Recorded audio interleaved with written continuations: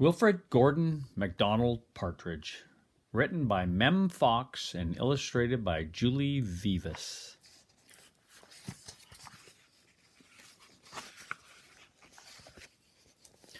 There was once a small boy called Wilfred Gordon McDonald Partridge, and what's more, he wasn't very old either. His house was next door to an old people's home, and he knew all the people who lived there.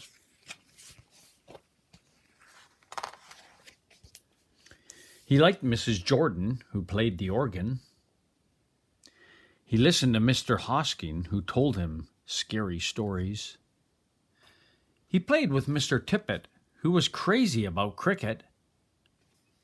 He ran errands for Mrs. Mitchell, who walked with a wooden stick. And he admired Mr. Drysdale, who had a voice like a giant.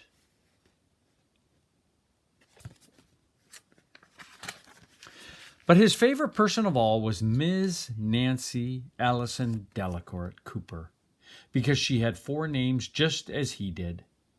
He called her Miss Nancy and told her all his secrets. One day, Wilfred Gordon heard his mother and father talking about Miss Nancy. "Poor old thing," said his mother. "Why is she a poor old thing?" asked Wilfred Gordon. "Because she's lost her memory," said his father. "It isn't surprising," said his mother. "After all, she is 96. "What's a memory?" asked Wilfred Gordon. He was always asking questions. "It's something you remember," said his father. But Wilfred Gordon wanted to know more, so he called on Mrs. Jordan, who played the organ. "What's a memory?" he asked.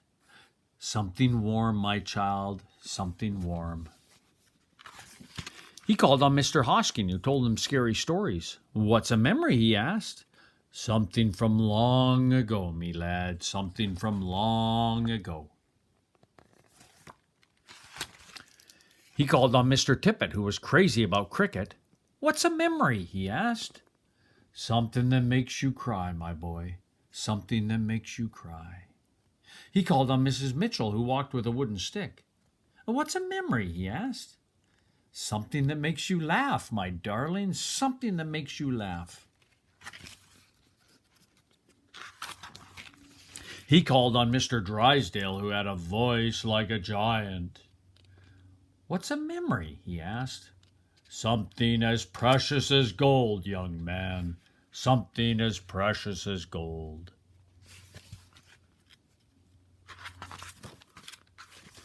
So Wilfred Gordon went home again to look for memories for Miss Nancy, because she had lost her own.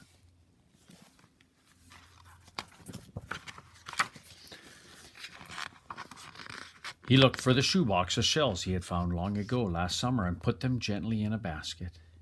He found a puppet on strings, which always made everyone laugh, and he put that in the basket too. He remembered with sadness the medal which his grandfather had given him, and he placed it gently next to the shells.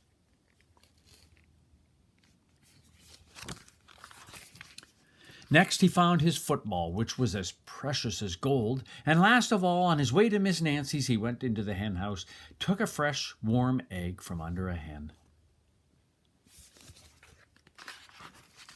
Then Wilfred Gordon called on Miss Nancy and gave her each thing one by one.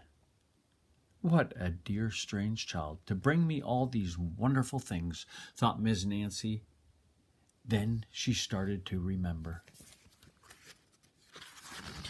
She held the warm egg and told Wilfred Gordon about the tiny speckled blue eggs that she had once found in a bird's nest in her aunt's garden. She put a shell to her ear and remembered going to the beach by tram long ago, and how hot she had felt in her button-up boots. She touched the medal and talked sadly of the big brother she had loved, who had gone to war and never returned. She smiled at the puppet on strings and remembered the one she had shown to her sister, and how she had laughed with a mouth full of porridge. She bounced the football to Wilfred Gordon and remembered the days she had met him and all the secrets they had told. And the two of them smiled and smiled, because Miss Nancy's memory had been found again by a small boy who wasn't very old either.